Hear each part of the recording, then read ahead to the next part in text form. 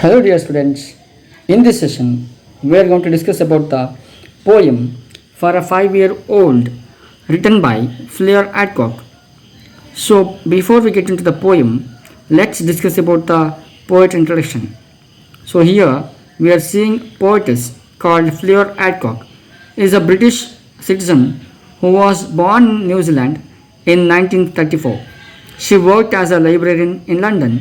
She has also edited the Faber Book of 20th Century Women's Poetry. Many of her poems are about the everyday experience of a woman as a wife and a mother. ನೋಡಿ ಈ ಒಂದು ಪದ್ಯವನ್ನು ಅಂದರೆ for A 5-year-old ಎಂಬ title ಇರುವಂಥ ಪದ್ಯವನ್ನು ಬರೆದದ್ದು ಫ್ಲಿಯರ್ ಆಡ್ಕಾಕ್ ಅವರು. ಸೊ ಅವರು ಎಲ್ಲಿಯವರು ಅಂತ ಹೇಳಿದರೆ she is from British, that is England. ಇವರು ಇಂಗ್ಲೆಂಡ್ನವರು, ಬಟ್ ಅವ್ರು ಹುಟ್ಟಿದ್ದಲ್ಲಿ ಅಂದರೆ ನ್ಯೂಜಿಲ್ಯಾಂಡಲ್ಲಿ ಹುಟ್ಟಿದ್ರು ಅಂತೇಳಿ ನೋಡ್ತಾ ಹೋಗ್ತೀವಿ. ಸೊ ಇಲ್ಲಿ 1934 ಅವರು ಜನಿಸ್ತಾರೆ. She worked as a librarian in London. ಅವರು ಲಂಡನಲ್ಲಿ ಅಂದರೆ ಬ್ರಿಟನಲ್ಲಿ ಅವರು ಲೈಬ್ರರಿಯನ್ ಆಗಿ ಅವರು ಕೆಲಸವನ್ನು ಮಾಡ್ತಿದ್ದಾರೆ. ಶಿ ಹ್ಯಾಸ್ ಆಲ್ಸೋ ಎಡಿಟೆಡ್, ನೋಡಿ ಅವರೊಂದು ಪುಸ್ತಕವನ್ನು ಎಡಿಟ್ ಮಾಡಿದ್ದಾರೆ. ಅದೇನಪ್ಪ ಅಂದರೆ the Faber book of 20th century women's poetry. ಅಂದರೆ ಅವರ ಆಲ್ಮೋಸ್ಟ್ ಬರಹಗಳು the writings of our almost has the theme of women. ಇವರ ಆಲ್ಮೋಸ್ಟ್ ಎಲ್ಲ ಬರಹಗಳು ಸ್ತ್ರೀ ಎಂಬ ವಸ್ತು ವಿಷಯವನ್ನು ಇಟ್ಕೊಂಡು ಬರೆಯುವಂಥ ಒಬ್ಬ ಕವಿಯವರಾಗಿದ್ದಾರೆ. ಸೊ ಇಲ್ಲೂ ಕೂಡ ಒಂದು ಸ್ತ್ರೀಯ ಪೋಯಮ್ನ ನಾವು ನೋಡ್ತಾ ಇದ್ದೀವಿ. ಆ್ಯಂಡ್ ಇಲ್ಲಿ ಮದರ್ ಹೇಗೆ ತನ್ನ ಮಕ್ಕಳಿಗೆ ಟೀಚ್ ಮಾಡ್ತಾರೆ ಅಂತೇಳಿ ವಿಷಯಗಳನ್ನ ನಾವು ನೋಡಕ್ಕೆ ಹೋಗ್ತಿದ್ದೀವಿ. ಮತ್ತು ಈ ಪೋಯಮ್ನ important soul of the poem ಏನಪ್ಪ ಅಂತ ಹೇಳಿದರೆ we have that means human has a different temperament, that is preaching as well real practice, both are different ಅಂತೇಳಿ. We have a differences between what we preach and what we really practice. So ಅದ್ರ ಬಗ್ಗೆ ಈ ಪೋಯಮ್ನ ಕೊಟ್ಟಿದ್ದಾರೆ, ನೋಡ್ತಾ ಇದ್ದೀವಿ. So let's begin the class. ನಾನು ಪೋಯಮ್ಗೆ ಹೋಗ್ಬಿಡ್ತೀನಿ. ಪೋಯಮ್ನ ಒಮ್ಮೆ ನಿಮಗೋಸ್ಕರ ಓದ್ತೀನಿ, ನೋಡ್ಕೊಳ್ಳಿ ಆಯಿತಾ. Thank you. ಬೆಳ್ಕೊಂಡು ಫಾಲೋ ಮಾಡ್ತಾ ಬಂದರೆ ತುಂಬ ಅನುಕೂಲ. Okay dear students, follow with your fingers and let me read the poem. Poetry for a 5-year-old, written by Fleur Adcock. A snail is climbing up the windowsill into your room. After a night of rain, you call me in to see, and I explain that it would be unkind to leave it there. It might crawl to the floor. We must take care that no one squashes it. You understand? And carry it outside with careful hand to eat a daffodil. I see then that a kind of faith prevails. Your gentleness is molded still by words. From me, who have trapped mice and shot wild birds, from me, who drowned your kittens, who betrayed your closest relatives, and who pervade the harshest kind of truth to many another. But that is how things are. I am your mother, and we are kind to snails. So, ಇದು poem. ಹಾಗಾದರೆ ತಡ ಮಾಡೋದು ಬೇಡ, let me explain the poem for you all. Mostly ನಿಮಗೆ poem ತುಂಬ ಚೆನ್ನಾಗಿ ಅರ್ಥ ಆಗುತ್ತೆ, ನೋಡ್ಕೊಳ್ಳಿ. So here we are seeing a mother is speaking with our child, a 5-year child. It may be boy or girl. ಒಂದು ತಾಯಿ ಇಲ್ಲಿ ತನ್ನ ಮಗುವಿನೊಂದಿಗೆ ಚರ್ಚೆ ಮಾಡ್ತಾ ಇದ್ದಾಳೆ ಅಥವಾ ಮಾತಾಡ್ತಾ ಇದ್ದಾಳೆ. ಏನು ಮಾತಾಡ್ತಾಳೆ ಅಂತೇಳಿ ನಾವು ನೋಡಕ್ಕೆ ಹೋಗೋಣ. ನಿಮ್ಗೆ ಗೊತ್ತಾಗಬೇಕು, ಒಂದು 5 ವರ್ಷದ ಮಗುವಿನೊಂದಿಗೆ ಒಬ್ಬ ತಾಯಿ ಮಾತಾಡ್ತಾ ಇದ್ದಾಳೆ. ನೋಡೋಣ ಹಾಗಾದ್ರೆ ಏನು ಮಾತಾಡ್ತಾಳೆ ಅಂತೇಳಿ ನೋಡ್ತಾ ಹೋಗೋಣ. ನೋಡಿ ಇಲ್ಲಿ ಹೇಳ್ತಾರೆ, a snail is climbing up the window sill into your room. ನೋಡಿದ್ರಾ, ಅವ್ರು ಹೇಳ್ತಾರೆ ಒಂದು ಸ್ನೇಲ್, ಒಂದು ಏನಂತ ಹೇಳ್ಬೋದು, ಶಂಕುಹುಳ ಅಲ್ವಾ. ನಾವೇನು ಹೇಳ್ತೀವಿ ಶಂಕುಹುಳ ಅಂತ ಹೇಳ್ತೀವಿ. ಆ ಶಂಕುಹುಳ ಏನು ಮಾಡ್ತಿದೆ ಅಂತದ್ದು ಆ ಒಂದು ವಿಂಡೋ ಸಿಲ್, ಕಿಟಕಿಯ ಪಟ್ಟಿಯ ಮೇಲೆ ಕ್ಲೈಂಬ್ ಅಂದರೆ ಹತ್ಕೊಂಡು ಬರ್ತಿದೆಯಂತೆ. ನೋಡಿದ್ರೆ ಕ್ಲೈಂಬಿಂಗ್ ಅಪ್ ಹತ್ತಾ ಇದೆಯಂತೆ.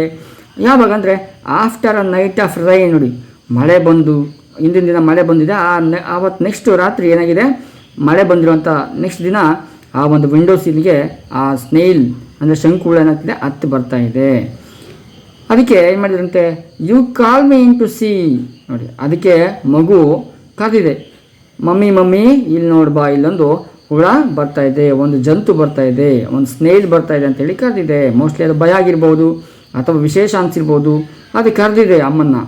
ಅದಕ್ಕೆ ಏನು ಮಾಡ್ತಾರೆ, and I explain that it would be unkind to leave it there. ಅದಕ್ಕೆ ತಾಯಿ ಹೇಳಿದಂತೆ that it would be unkind. ನೋಡಿ, ಅವರು ವಿವರಿಸ್ತಾರಂತೆ. ಐ ಎಕ್ಸ್ಪ್ಲೈನ್ ಅಂದರೆ ತಾಯಿ ಹೇಳ್ತಿರೋಂಥದ್ದು ನಾನು ನನಗೆ ವಿವರಿಸಿದೆ ಏನಂತ ಹೇಳಿದರೆ, that it would be unkind to leave it there. ನಾವು ಅಲ್ಲಿ ಅದನ್ನ ಬಿಡಬಾರ್ದು. ವಿಂಡೋ ಸೀಲ್ ಮೇಲೆ ಬರ್ತಿದೆಯಲ್ಲ, ಆ ವಿಂಡೋ ಸೀಲ್ ಮೇಲೆ ಬರೋದಕ್ಕೆ ಅದನ್ನ ಬಿಡಬಾರ್ದು. ಒಂದು ವೇಳೆ ಬಿಟ್ಟರೆ ಏನಾಗುತ್ತಂತೆ, ಒಳಗಡೆ ಬಂದುಬಿಡುತ್ತಂತೆ. ನೋಡಿ ಹೇಳ್ತಾರೆ, that it would be unkind to leave it there. ಹಾಗೆ ಬಿಡೋದು ಮನುಷ್ಯತ್ವ ಅಲ್ಲ, ರಾಕ್ಷಸತನ ಆಗುತ್ತೆ. ನಾವು ಮನುಷ್ಯರು ಮಾನವೀಯತೆಯಿಂದ ಅನ್ಕೈಂಡ್ ಅಂದರೆ ಹಾಗೆ ಅದ್ರ ಮೇಲೆ ಕರುಣೆ ತೋರಿಸ್ಬೇಕು ಅಂತೇಳಿ ಅವ್ರು ಹೇಳ್ತಿರೋಂಥದ್ದು. ಅಂದರೆ ಅನ್ಕೈಂಡ್ ಅಂದರೆ ನೀವು ಅದಕ್ಕೆ ದಯೆ ತೋರಿಸದೇ ಇರಬೇಡಿ ಅಂತೇಳಿ, ತೋರಿಸ್ಬೇಕು ಅಂತ ಅವ್ರು ಹೇಳ್ತಿರೋಂಥದ್ದು. ಮತ್ತು ಏನಂತ ಹೇಳ್ತಾರೆ ಕಾರಣ ಅಂದರೆ it might crawl to the floor. ಅಂದರೆ ಏನಾಗ್ಬೋದು, ಅದು ಹಾಗೆ ಬಿಟ್ಟಿದ್ದೆ ಆದರೆ ಏನಾಗುತ್ತದೆ, ಫ್ಲೋರ್ ಮೇಲೆ ನಮ್ಮ ಮನೆಯ ರೂಮ್ ಒಳಗಡೆ ಬಂದು ನೆಲದ ಮೇಲೆ ಬಂದುಬಿಡುತ್ತೆ ಅಂತೇಳಿ ಅವ್ರು ಹೇಳ್ತಾರೆ. ಅದಕ್ಕೆ ಅವ್ರು ಮತ್ತೆ ಹೇಳ್ತಾರೆ we must take care that no one squashes it. ನಾವೇನು ಮಾಡಬೇಕು, ಅದನ್ನ ಕೇರ್ ಮಾಡಬೇಕು, ಅದನ್ನು ಕಾಪಾಡಬೇಕು. ಅಂದರೆ ಯಾರು ಕೂಡ ತುಳಿದಿರೋ ರೀತಿ, ಅದನ್ನ ಯಾರು ಕೂಡ ಒಸಗದಿರೋ ರೀತಿ. ಸ್ಕ್ವಾಶಸ್ ಮೀನ್ಸ್ ಒಸ್ಕೋ ಅಂಥದ್ದು, ತುಳಿಯೋ ಅಂಥದ್ದು. ಹಾಗೆ ತುಳಿದಿರೋ ರೀತಿ ಅದನ್ನ ಒಸಗದಿರೋ ರೀತಿ ನೋಡ್ಕೋಬೇಕು ಅಂತೇಳಿ ಅವ್ರು ಹೇಳ್ತಾರೆ. ಜೊತೆಗೆ ಯು ಅಂಡರ್ಸ್ಟ್ಯಾಂಡ್ ಅಂತ ಕೂಡ ಹೇಳ್ತಾ ಇದ್ದಾರೆ.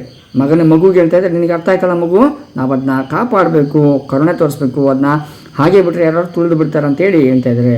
And carry it to outside. ಏನು ಮಾಡ್ಬೇಕಂತ ನಾವು ತೊಗೊಂಡು ಕೇರ್ ಮಾಡಬೇಕಲ್ಲ, ಕೇರ್ಫುಲ್ಲಾಗಿ ತೊಗೊಂಡೋಗಿ ಆಚೆ ಕಡೆ ತೊಗೊಂಡೋಗ್ಬೇಕಂತೆ.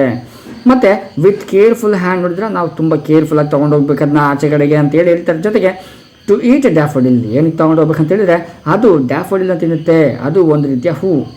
ಆ ಹೂವನ್ನ ತಿನ್ನುತ್ತೆ ಅಂತೇಳಿ ಆ ಹೂವನ್ನ ತಿನ್ನೋಕ್ಕೆ ನಾವು ಹೊರಗಡೆ ಬಿಡಬೇಕು ಅಂತೇಳಿ ನಮ್ಮ ಕವಿ ಹೇಳ್ತಾ ಇದ್ದಾರೆ ಮಗುವಿಗೆ. ನೆಕ್ಸ್ಟು 2ನೇ ಸ್ಥಾನದಲ್ಲಿ ನೋಡ್ತೋಣ ಅವ್ರು ಏನಂತ ಹೇಳ್ತಾರೆ ನೋಡೋಣ. I see then that a kind of faith prevails, your gentleness is moulded still by words. ನಮ್ಮ ಕವಿ ಅವರೊಂದು ಕಲ್ಪನೆಯಲ್ಲಿದ್ದಾರೆ. ಏನಂತ ಹೇಳಿದರೆ ಐ ಸಿ ಅವ್ರು ಮತ್ತೆ ನೋಡಿದ್ರಂತೆ, ದೆನ್ ನಂತರ ನೋಡಿದ್ರು. ಏನು ನೋಡಿದ್ರು ಅಂದರೆ ದಟ್ ಎ ಅವ್ರು ಹೇಳುವಾಗ ಅವ್ರಿಗೆ ಮತ್ತೆ ಗಮನಿಸ್ತಾ ಇದ್ದಾರೆ ಮಗುವನ್ನು. ಏನಂತ ಹೇಳಿದರೆ that a kind of faith prevails. ಆ ಮಗುವಿನಲ್ಲಿ ಒಂದು ನಂಬಿಕೆ ಇತ್ತಂತೆ. ಯಾವ ನಂಬಿಕೆ ಅಂತ ಹೇಳಿದರೆ your gentleness is moulded still by words. ಅಂದರೆ ನಮ್ಮ ಕವಿ ಅವರ ಒಂದು ಕಲ್ಪನೆ ಅಂತ ಹೇಳಿದರೆ ಆ ಮಗುವಿನ ಜೆಂಟಲ್ನೆಸ್ ಅಂದರೆ ಮಗುವಿನ ಸಾಧುತ್ವ ಅಥವಾ ಆ ಒಂದು ಇನ್ನೋಸೆನ್ಸ್ ಇದೆಯಲ್ಲ, ಅದು is moulded still by words. ಅಂದರೆ ಆ ಒಂದು ಮಗುವಿನ ಇನ್ನೋಸೆನ್ಸ್ನ ಇವರು ತಾಯಿಯ ಮಾತುಗಳ ಮೂಲಕ ಮೌಲ್ಡ್ ನಿರ್ಮಾಣ ಮಾಡ್ತಿದ್ದೀವಿ. ಅಂದರೆ ನೀ ಎಲ್ಲವನ್ನು ನನ್ನ ಮಾತುಗಳನ್ನ ಕೇಳ್ತೀಯ, ಅನುಸರಿಸಿ ನಡೀತೀಯ ಅಂತೇಳಿ ಆ ತಾಯಿಗೆ ಒಂದು ಆ ಫೇತ್ ನಂಬಿಕೆ ಬರ್ತಿತ್ತಂತೆ. ಆದರೆ ಮಕ್ಕಳೇ ನಮಗೆಲ್ಲ ಗೊತ್ತಿದೆ, ನಮಗೆಲ್ಲವೂ ಹೇಳಿದರೆ ಬರುತ್ತಂತ ಅನಿಸುತ್ತಾ? ಕೆಲವೊಮ್ಮೆ ನಾವು ನೋಡಿ ಕೂಡ ಕಲ್ತ್ಕೋತೀವಿ ಅಲ್ವಾ? ಕೆಲವೊಮ್ಮೆ ನೋಡಿ ಕಲ್ತ್ಕೋತೀವಿ, ಅನುಸರಿಸ್ತೀವಿ, ಮತ್ತು ಮಾಡಿ ಕಲ್ತ್ಕೋತೀವಿ. ಹಾಗೆ ನೋಡಿ ಆ ತಾಯಿಯಲ್ಲಿ ಮಾತ್ರ ಆ ನಂಬಿಕೆ ಇತ್ತು. ಏನಂತ ಹೇಳಿದರೆ ನಾನು ಹೇಳುವಂಥ ಎಲ್ಲ ಮಾತುಗಳನ್ನ ನನ್ನ ಮಗ ಕೇಳ್ತಾನೆ, ಬುದ್ಧಿವಂತ, ಅಥವಾ ಅವನು ನನ್ನ ಮಾತನ್ನೇ ಪಾಲಿಸೋ ಅಂತ ಅಂದ್ಕೊಂಡಿದ್ಲಂತೆ. ಆದರೆ ನಮಗೆಲ್ಲ ಗೊತ್ತಲ್ವಾ, ನಾವು ಕೂಡ ಬೆಳೆದಿದ್ದೀವಿ, ನೀವು ಕೂಡ ನೋಡ್ತೀರಿ, ಎಲ್ಲವನ್ನ ಹೇಳಿಸ್ಕೊಂಡೇ ಕಲಿಯೋದಿಲ್ಲ. ಕೆಲವೊಮ್ಮೆ ನಾವೇ ಪ್ರಾಕ್ಟೀಸ್ ಮಾಡಿ ಕಲ್ತ್ಕೊಳ್ತೀವಿ. ಹಾಗಾಗಿ ನಮ್ಮದಾಗಿರ್ಬೋದು, ಆ ಮಗುವಿಂದಾಗಿರ್ಬೋದು, ಆ ಕ್ಯಾರೆಕ್ಟರ್ ಜೆಂಟಲ್ನೆಸ್ ಇರ್ಬೋದು, ಅದು ಅವರಿಂದಲೇ ಆಗಿರೋದು ಅನ್ನೋದು ಒಂದು ರೀತಿಯ ತಪ್ಪು ಭಾವನೆ. ಆದರೆ ಅವಳು ಅಂದ್ಕೊಂಡಿರೋಂಥದ್ದು ಹೌದು ನನ್ನಿಂದನೇ ಆಗಿದೆ ಅಂತ ಅಂದ್ಕೊಳ್ತಾಳೆ. ಜೊತೆಗೆ ಮುಂದೆ ಬನ್ನಿ. From me who have trapped mice and short wild birds. ಅವ್ರು ಹೇಳ್ತಿದ್ರು ಈಗ ನಾನೇ, ನಮ್ಮ ಕವಿ ಹೇಳ್ತಾ ಇದ್ದಾರೆ, ಅವ್ರ ಮಗನಿಗೆ ಹೇಳ್ತಾ ಇದ್ದಾರೆ. ಏನಂತೇಳಿ ಆ ಮಗುವಿಗೆ ಹೇಳ್ತಾ ಇದ್ದಾರೆ, from me who have trapped mice and short wild birds. ನಾನೇ ಎಷ್ಟೋ ಇಲಿಗಳನ್ನ, ಮೈಸ್ ಅಂದರೆ ಇಲಿಗಳನ್ನ ಟ್ರ್ಯಾಪ್ ಮಾಡಿದ್ದೀನಿ, ಹಿಡಿದಿದ್ದೀನಿ, ಅವುಗಳನ್ನ ಕೊಂದಿದ್ದೀನಿ. ಆ್ಯಂಡ್ ಶಾರ್ಟ್ ವೈಲ್ಡ್ ಬರ್ಡ್ಸ್, ಎಷ್ಟೋ ಕಾಡು ಪಕ್ಷಿಗಳನ್ನ ಕೂಡ ನಾನು ಮಾಡಿದ್ದೀನಿ, ಕೊಂದಿದ್ದೀನಿ, ಶಾರ್ಟ್ ಮಾಡಿದ್ದೀನಿ, ಗನ್ನಲ್ಲಿ ಶೂಟ್ ಮಾಡಿ ಸಾಯಿಸಿದ್ದೀನಿ ಅಂತ ಹೇಳ್ತಾರೆ. ಜೊತೆಗೆ from me who round your kittens. ನಾನೇ ನೀನು ಆಟ ಆಡುವಂಥ ಕಿಟನ್ಸ್, ಬೆಕ್ಕಿನ ಮರುಗಳನ್ನ ಕೊಡೆ ಮಾಡಿದ್ದೀನಿ, ನೀರಲ್ಲಿ ಮುಳುಗಿಸಿಕೊಂಡಿದ್ದೀನಿ ಅಂತ ಹೇಳ್ತಾರೆ. ಮತ್ತು ಹೂ ಬಿಟ್ರೈಡ್, ನೋಡಿ ಮತ್ತೆ ಮಾಡಿದ್ರೆ ಯುವರ್ ಕ್ಲೋಸ್.